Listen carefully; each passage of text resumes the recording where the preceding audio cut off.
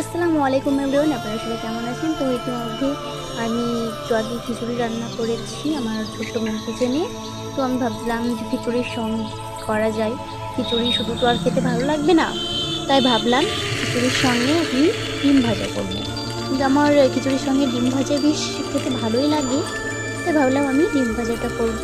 তো আমি ডিমটা সব রেডি করে রেখেছিলাম। তো এবার আমি ডিমটা ভেজে নিলাম। তো দেখুন কত সুন্দর কিউট হয়েছে আমার ডিম ভাজাটা। তো এর মধ্যে আর যেটুকু ছিল সেটাও আমি এবার এভাবে ভেজে নেব। তো দেখুন কত সুন্দর ফুলের মতো দেখাচ্ছে আমার ডিম ভাজাটা, সো কিউট, খুব সুন্দর লাগছে। তো আপনাদের কেমন লাগছে অবশ্যই আমাকে জানাবেন কিন্তু। তো আমার ডিম ভাজা শেষ।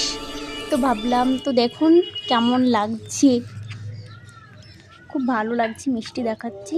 তো এবার আমার খিচুড়িটা রেডি, ডিম ভাজা রেডি। তো এবার আমি খিচুড়িটা দেখুন কত সুন্দর। তো এবার খিচুড়িটা আমি এই থালাটাতে আমি বেড়ে নেব। খুব সুন্দর দেখাচ্ছে, জানি না খেতে কেমন হবে, তবে দেখে গ্রানটাও খুব সুন্দর গ্রান আসছে। তো আশা করি ইনশাল্লাহ ভালো হবে খেতে। তো ইতিমধ্যে আমার প্লেটটা সাজানো হয়ে গেছে। তো